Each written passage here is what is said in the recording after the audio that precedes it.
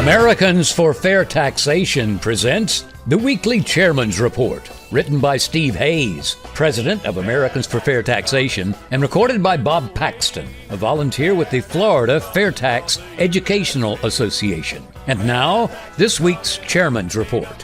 Hello, I'm Bob Paxton with the AFFT Chairman's Report for Friday, February 17th, 2023. Our Chairman's Report this week is based on an article written by Jeff Carter for the Epic Times entitled, Is the FAIRtax Fair? Jeff was a general partner in West Loop Ventures.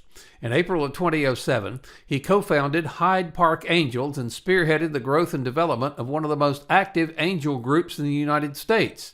He's consulted on the startup of several other angel groups as well. He's a former independent trader and member of the CME Board of Directors and was part of a small group that transformed CME from an open outcry exchange to the largest electronic exchange in the world. In 1998, CME was worth $182,134,000 in membership enterprise value. Today, it's worth $80 billion with a B. Now, Jeff was also a U.S. representative to the first ever G7 summit in Torino, Italy. That was in 2017. Jeff's a graduate of the University of Illinois College of Business, earned an MBA from the University of Chicago Booth Graduate School of Business, and he is a long-suffering fan of Chicago pro sports teams.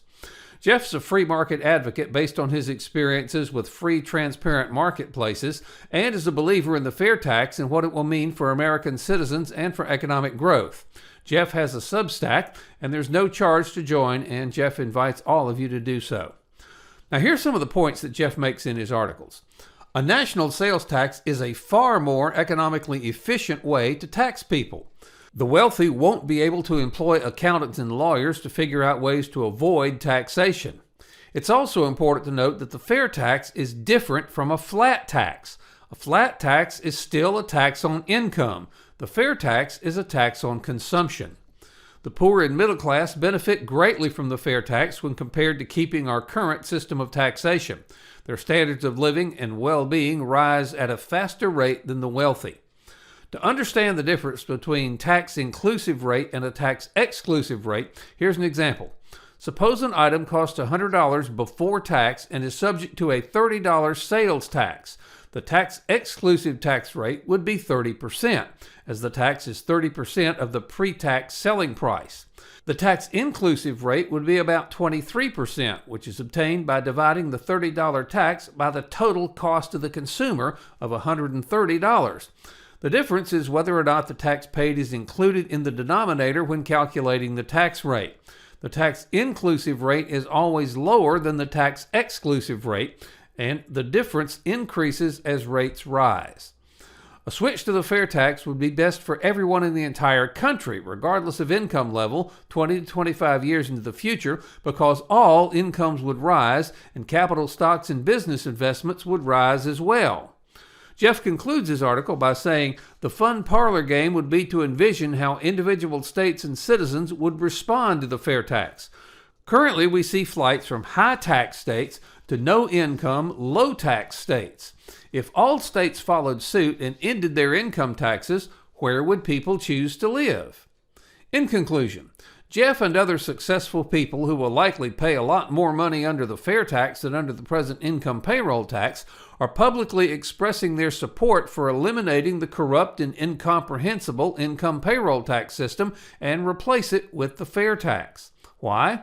Because it's just better for America and Americans. Now, there's going to be a vote on the fair tax in the U.S. House of Representatives. It will show what the members believe is best for the American people.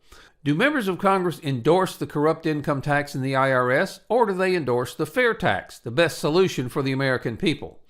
Do members want Americans to continue filing more and more complicated and intrusive tax returns and being subject to arbitrary IRS action, or not? Do members want Americans to see the true cost of their federal government on each purchase of new goods and retail services, or don't they? Do members support the largest transfer of power from the federal government to the people, the fair tax, or not? Join us and take back control of our country and our lives, not with bullets, but with the elimination of one of the biggest threats to our liberty and economic prosperity, the income payroll tax. We should all remember Edmund Burke's warning that applies to our efforts to take back control. Nobody made a greater mistake than he who did nothing because he could only do a little. We should also remember this quote from George Orwell's 1984, which, if we do nothing, may foretell your and your children's future. If you want a picture of the future, imagine a boot stamping on a human face forever. Help us bring about real tax reform and stop future IRS abuses. By contributing, or actually investing, $10.40 a month, you help provide a financial base to AFFT. Now, if you can make a larger investment, they will not be used for salaries, as we're all volunteers, but all contributions will be for the needed updates to our economic studies, which will be vital for all future years. Please go to fairtax.org and invest in AFFT and in your and your family's future. This has been the Weekly Chairman's Report, written by Steve Hayes, President of Americans for Fair Taxation.